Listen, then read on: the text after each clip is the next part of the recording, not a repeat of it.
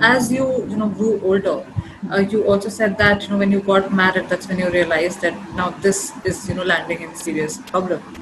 So I think a lot of us would be interested. I of course have spoken to you before, but if it's comfortable for you, then if you could share with everyone also how it was like when you got married, and the way it is today. I think it's a Mhm. phenomenal story. Absolutely. So it is very interesting when it comes to marriage because I'm a heterosexual person and I'm interested in women. When my marriage proposal came, it was an arranged marriage, and I was so happy. I met this beautiful girl, and my parents said, "Hey, if you wanna, we both have good corporate experience, and why don't you get married?"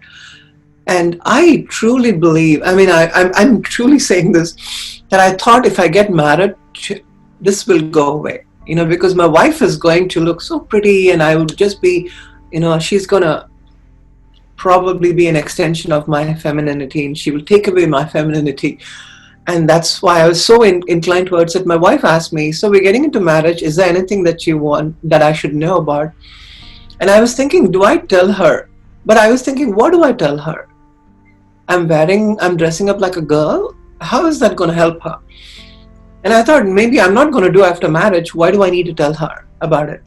So we kind of spoke about our lives, and I said, "Yeah, I have some girlfriends, but I'm more interested in you. Let's get married." So we decided, and we made a commitment to each other that we have to be, we love each other no matter what happens in our past, what we have done. Let's get married. We got married, and I was assigned to a project in New York at the time, and I had to come here alone. So I came to US. I was in New Jersey at the time. I remember I was in the hotel room and I was sitting there and I was so sad. Not because I miss my wife. I do miss my wife, but something in me was just kind of pulling me towards that fact that where is your femininity? What happened to you? You are a girl. Why did you get married to a girl? Those thoughts started hitting me in the hotel room, and I was thinking, what on earth is happening now? It's only 3 months after I got married, and this cannot happen. So it was so hard for me to accept the fact that, oh, these thoughts are coming back. It went to a point where I had to take the hotel screen and wrap it around myself, thinking that it looked like a skirt. Because I was going through gender dysphoria at the time, and I did not know what it was. I was just sad and I wanted to express myself, and I didn't have anything around me at the time. So I literally did that. I used to take bed sheets and wrap around me and like a sari and pretend like, I want to be this woman. I wanted. So it was just an extension of my trauma that I was going through. I was just trying to express my femininity, and that's all I knew at the time. And I did not want to tell my wife about it. So my wife joined me after that, and we lived a nice life. We enjoyed. Honeymoon period got over, and after one year, the thoughts kind of came back again, and I didn't know what to do. I was thinking, I'm going to suppress it. I'm going to take it to my grave. I want to start a new life. I want all this to go away. I just want to be a husband. I want to be a father. So let me just go ahead with it. So we had a child in 3 years after our marriage. So it was a beautiful daughter, and I was going through a lot of trauma inside while I was holding my daughter in my hand, and I was thinking to myself, I want to be a father. I don't want to be a mother. I don't want to be a woman. I want to be a father. I want to be a good husband. And I could not. It was so hard. It was. I don't know how many of you have gone through such things. Nobody goes through such things in life. But if you are trying to understand a trans person's journey, this is really hard because here I was wanting to be a boy, wanting to be a husband, and I could not because I was just fooling myself around. And I was living in denial. I remember I went to Vegas on my business trip and I had to stitch a skirt. I took a sewing machine and I stitched a skirt and I was wearing it in Vegas. I was crying in my room. I was very successful as a businessman. So 4 years after our marriage, I told my wife, "Sweetheart, I'm going through some problem. I want you to know what it is." And my daughter was slowly sleeping in the other room, and I was telling my wife about it. My wife said, why are you dressing like a woman? I've seen men dressing like this, so you need to get rid of it." And I, talked to some therapist and get over it. So I did talk to a therapist on phone because we couldn't meet anybody at the time who would understand. So I didn't know what to do. I didn't know how to express. At the same time, I was just sitting there and looking at my life and thinking, what is going to happen to me? At the time, I spoke to the therapist, and the therapist told me that you are gay. And I told him, no, I'm not gay. I'm not attracted to men. But he said, no, I know people like you are attracted to, you're just in denial, but you're a feminine gay. I didn't know what to tell, but I kind of found at the time that the society around was not, the world was not matured enough to understand a person who is trans, who doesn't identify in the gender they are born. And I was thrown into that sexual orientation category as, you're gay. They were not looking at my gender identity issue. And I met another trans doctor who told me that you need to change your sex. If you want to be happy, Celia, you need to change your gender. You need to have a surgery. I can help you with it. And I was thinking to myself, I want to hold on to my family. I love my wife. I love my daughter. How do I manage my life with all these issues I have, plus my job, plus my family? They're all important to me. How do I manage all this? It was a nightmare. It was a nightmare. I mean, I'm able to laugh now, but it was a nightmare. My wife never accepted me. She said, I don't want to see you as a woman. I'm not a lesbian. I don't want to look at you as a woman because, it's uncomfortable for me to see my husband as a woman. I didn't sign up for this. She said that, and I was so hurt. But I thought to myself that, she really didn't sign up for it because she didn't sign up for a guy who would suddenly say that I'm a girl after the marriage and after we have a child. So I was thinking, if I was in her shoes, I would probably say the same thing. And I was trying to be more understanding and compassionate. And I said, okay, sweetheart, I get it. I'm not going to dress up in front of you. I'm not going to express my femininity in front of you, but I need to do it. But I was finding, I was looking for acceptance in the wrong place. I went to the bars and, the trans bars, gay bars, where I could express myself as Celia. But I had, that was a wrong kind of community where people are not really in there to appreciate who you are, but they're in there for sex. So I was treated like a prostitute. They used to ask me, I'll give you $20 and all that. I was so sad. I was thinking, I'm a father. I'm such a dignified person in the community and I'm not a prostitute. Why are they treating me like this? I was so sad. I used to sit and cry in the car. And I came home one day and I thought to myself that I'm going to do something where I want to live as a dignified person in spite of who I am. And that was really difficult because I was in the corporate world. I was really doing well. I was managing millions of dollars. I had lots of people reporting to me, both on site and across the globe. I had like 600 people reporting to me. Close to 150 people on site were reporting to me. I was a partner in a company, a multinational company, a very famous company, and I was doing really well. And it was really hard for me to come out because nobody would respect me as a boss. It was hard at the time. So I was going through so much of struggles in my job too because I was not able to focus at work, but I still somehow kept things going. So it took 17 years for my wife to accept me, and it was a long journey, but I'll go through some of those aspects as we speak. Finally now, we are still married for 23 years, and we just celebrated our 23 years of wedding anniversary, and my wife really loves me. She understands what I'm going through. She's very supportive, but I always told her, I'm going to be a husband. I'm not going to be a wife. I'm going to be a husband. I'm going to be a dad to our daughter. That's not going to change. However I look, however I express myself, our family has to stay together. And I am dealing with a problem. It's mental, it's psychological. I will work on it. But at the same time, I need your support as a family. So my daughter is now 20 years old. I came out to my daughter when she was 15 years old. She accepted me in 25 minutes. My wife took more than 17 years to accept me. So it's really hard for a family to accept a person when they come out as trans. It is difficult, but it's not difficult to the point where you can reject the person, because acceptance and knowledge and education is so important. Men don't come out and say, I want to live like a girl. They're actually hiding an inner trauma in them which is what I wanted to always talk about. And now I become an activist because of that. And my life just spoke itself, spoke volumes. And the stories that I told my wife the same thing. I said, sweetheart, no matter what I want to do in my life, I'm now 51 years old. When I grow old, I'm going to do the same thing, because this is so important to me, and that population is neglected in US and in India.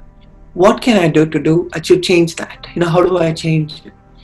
So I started, and my wife said, I will support you in your journey. So that's where we are. And I'm so happy that I could, tell this story, because I know a lot of folks from India are calling me. Even yesterday, there's one person who said, I'm getting married, and I don't know how to tell my wife about my life. There's so much of struggle, and it's not so easy for women to, wives to understand, parents to understand, dads to understand that their son is now going to be presenting as a woman. It's hard. But once that acceptance comes, you can see the way they change, they thrive, they really thrive. So yeah, that is so important. Family acceptance is really important.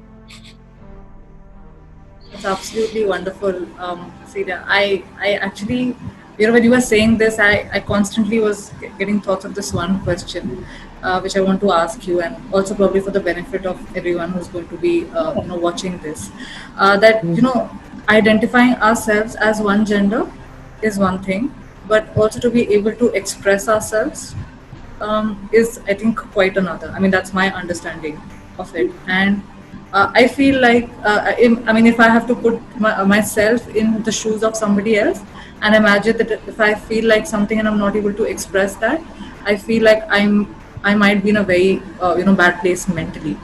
So, but that's how I am thinking. Is that a similar situation with you? Was it like that, or were you, when you came to finally, tell yourself that, okay, no, this is how I am? Were you satisfied by that, or did you feel like that, expressing yourself was also equally important? So I think the important thing is, gender is in your head, and sexual orientation is between your thighs. That's what they say, the funny way to remember. So I was confused between both. So when you take the LGBTQ spectrum, the L, G, and B are dealing with sexual orientation. The T and gender non-binary folks are dealing with gender identity. So my birth gender is a male, and my preferred gender is a female. So that's what is called transgender. When you identify in the gender that you're born, suppose, if Shivangi yourself, if you're born as a woman and you identify as a woman, you are a cisgender person. So I'm Celia, I'm born as a male and I identify as a woman. So I'm a transgender. And there's only two terms in the world. And that's how the medical community is treating those terminologies. But within the transgender community, you have three size spectrums there.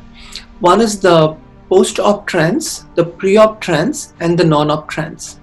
So since I have not had surgery, I did not want to have surgery for various reasons. One is because of my own medical health, and I don't see the need for having surgery. But I've socially transitioned. People know me as Celia, people know me as Daniels as well. So my life is a little bit unique in terms of the way I came out. So for me, I identify in that non-op trans spectrum of the world. There are folks who are getting ready to be having a surgery. They're called the pre-op transgender folks. And there are post-op transgender folks who have done a complete surgery and they live their life both in a legal way. They've transitioned medically, they've transitioned socially, they've transitioned family transition, community transition, all that they have done. And they live like that. So when I came out, I was in a dilemma as to whether I need to completely have a change in my gender, or do I need to live as a male as well. So I was in a dilemma and I didn't know what was going on with me. But the thing was, I didn't hate I didn't hate my male anatomy. I didn't hate being that man because I had a different role for that. I loved my daughter as a dad, not as a mother. Though I have the motherly love, I still love her. And I wanted to have that part of my male attribute in me. Still, I don't hate my male gender at all. And that's where I think a lot of them have a different journey. Some of them feel like, I hate being a male, I want to transition, and only if I transition, I'm going to be okay. So some of them do that, and it's okay. It's their journey, it's their gender, it's their body. So it happens. And some of them don't. They just take hormones. Some of them have only top surgery. They don't do bottom surgery. So I've not had any surgery. I've not had hormones, but I'm living. My license has changed. A lot of things in my country, where I live here in California, has changed, and I felt more comfortable actually. The trauma is gone. I don't feel anxious anymore, and whatever I thought was very shameful, now when I started talking and doing and expressing myself, the shame went away. Once the shame went away, if you give more power to your shame, what happens is the shame overtakes you. And that's how my life was. I was living in shame. So for me to express my femininity was really difficult. Once I overcame my shame, I didn't give power to my shame and I started coming out more. Shame went away. Once shame went away, my anxiety dropped. I started getting, I didn't have any depression, and my family acceptance really changed me, that I felt like I'm a human being, not a man or a woman. I'm a human being. And as a human being, we have so many attributes in us, not just male and female. We have so many gender roles that we play. So I play the role as a father, as an entrepreneur, as a musician, as a husband, and also as a transgender activist. So those are the attributes in my life that define who I am. I don't want to be defined as a trans person alone. I want to be defined as all those intersectional identities.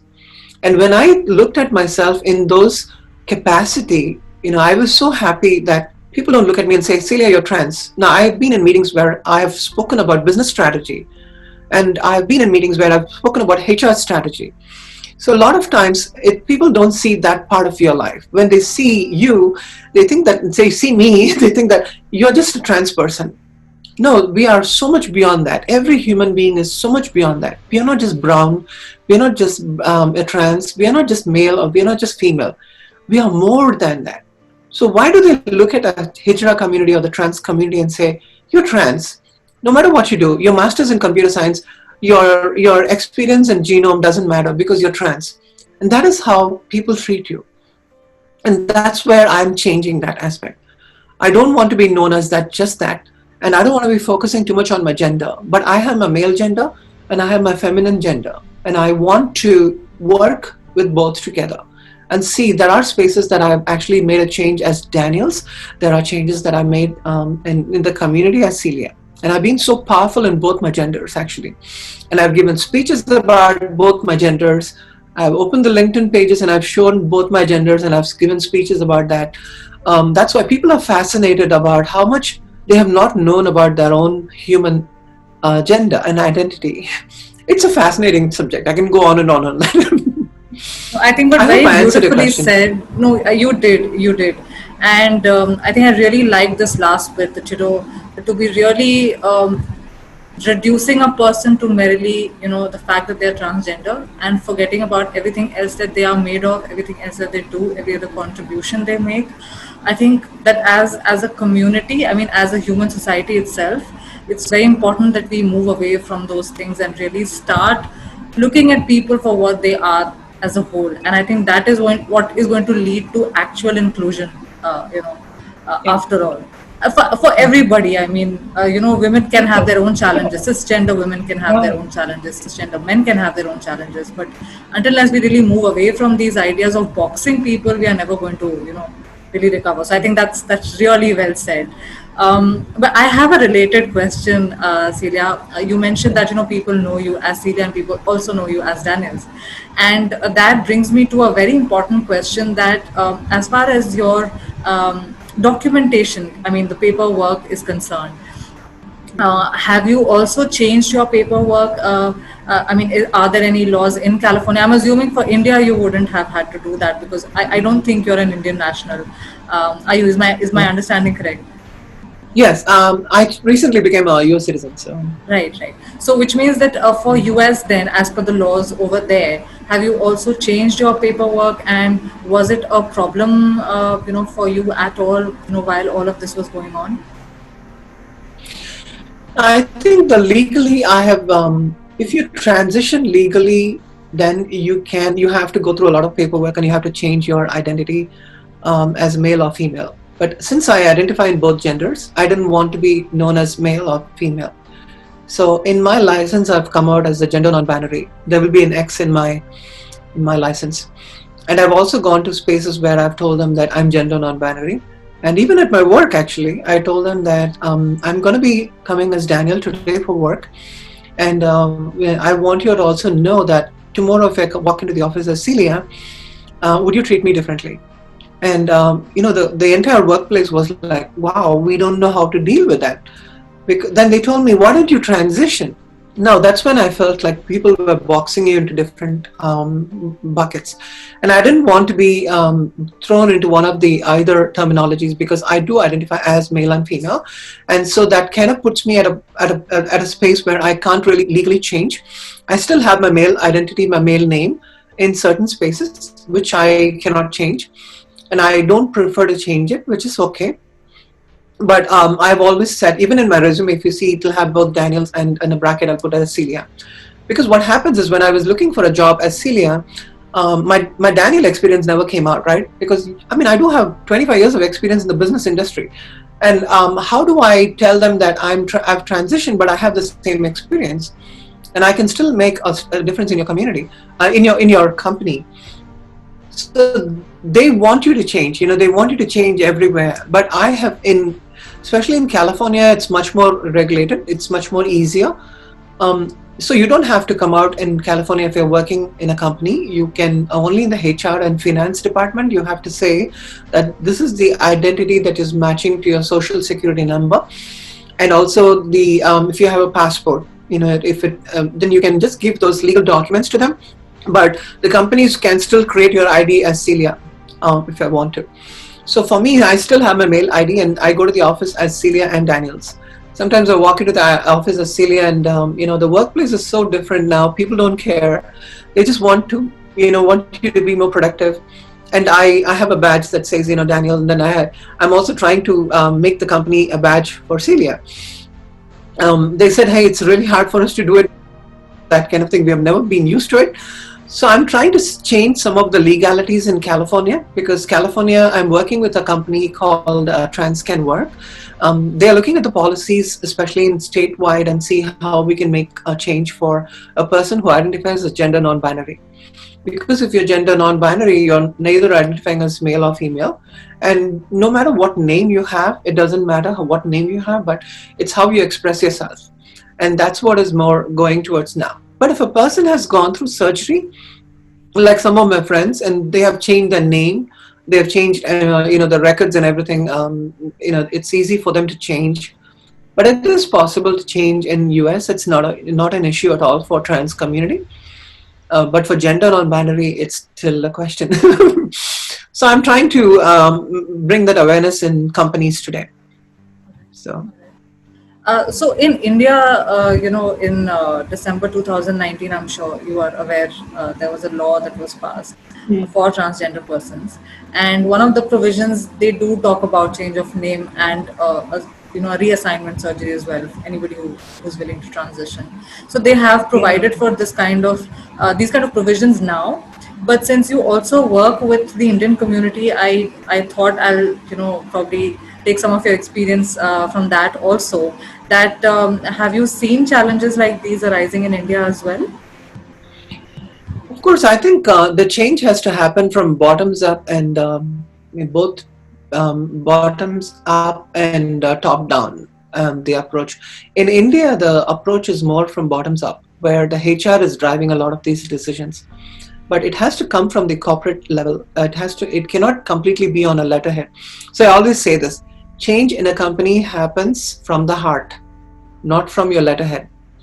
So it's important for the bosses, the CEOs of the company, to understand the inclusion aspect and make that change.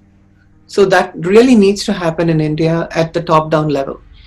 The HR folks are doing a lot more work today. I've seen that level who do a lot of work and then tell the bosses that, hey, we are able to make this. We are trying to invite this transgender person, and they are very happy about it because it gives them a good branding. But in reality, they are not really accepting yet. India is still working through it. The other thing that I found very interesting, just since we brought it up, is In India, we are dealing with different kinds of issues. We are dealing with racism, with classism, with casteism. And women are also having these issues, right? Women are not able to come out in companies. Promotions are an issue. There's equal salary issues. A lot of this is happening. Now think about the transgender folks when you put all of them in that mix, right? You have the disabled veterans, you have people who are veterans, sorry, veterans, you have disability, you have and then the transgender community is probably in the bottom of the food chain, right? So I think what we have to do in the Indian community is work together to change, because in India it's more a male dominated community. There's so much of patriarchy in Indian society, and it's very similar to the US too. So in US it's a lot of white men. In India it's men, people in that kind of thing. And how do we change these? And the issues we are dealing in US is more racism also. It's not just sexism, racism, so much of other issues that are there today. But I see the issues are kind of same. These are all human civil rights issues. They're all civil rights that's taking away your rights as a human being in both cases. So when these rights in India, we have to approach it a little differently than the way we are approaching in US, because the same black issue, the same Latino issues are not the same in India. We are not dealing with immigration issues. We are not dealing with healthcare issues, but we are dealing with some really, really issues that are more vital to changing the society, especially empowering women more, so that the women can also empower the trans community, the disabled community, the veteran community. They're holding hands together. And that is how it has to be in India. I don't see that too much, because the struggle, women are also struggling a lot today. And if that changes in India, and if they say that, yeah, if you have helped me, if there is a seat for a transgender person, this person is educated and she needs to be in the board. She needs to be a director also. Just because, she has 25 years of experience, it doesn't mean that she's not capable of doing the job. So there is a lot of perception change that needs to happen. I would say, Shivangi, the education is so important in India. It's not that great because corporate companies are so happy telling, we have a transgender person, they make the person speak, they put the person's picture and they make the person so popular. That is really not change. It's just branding, in my opinion. You need to get out from that mindset of branding to really looking at your policies and changing it. Only then you will be able to change it. So I think there is a long way to go in India. And I have looked at the diversity and inclusion policies in India and in US. In the US, it's now totally different, especially with Black Lives Matters. We're dealing with so many different issues. I've been involved with a lot of my Black colleagues and fighting for Black Lives Matters issues. And I've been fighting for the immigration rights for Latino, DACA citizens. These are not trans issues. These are actually issues that need to be addressed in a company. And I'm fighting those battles here. And when I'm looking at the Indian community, the battle is totally different too.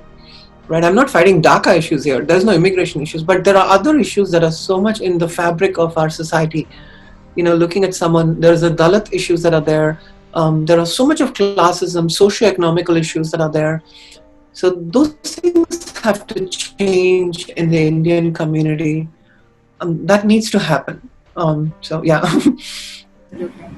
No, I think you're absolutely right there, because there are some of the things which are very specific to the kind of culture that we have, and some of the things that we, if I can say, suffer from also as a gift that has come to us, over the years of the history that we have created for ourselves also, I guess.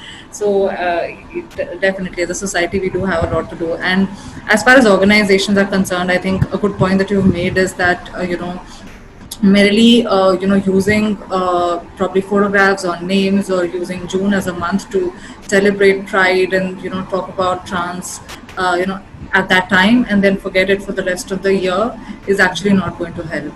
And I think that's one key takeaway for me.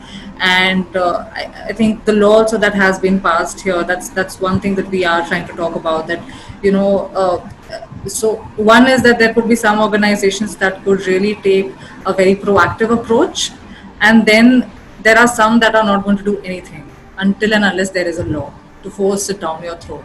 So I think we've come to that space now, thankfully, where we have realized that we need a law. and I'm hoping that couple of years down the line, when I have another conversation with you, things would have, I don't know, changed completely, but certainly moved forward in some direction. I mean, that's the hope.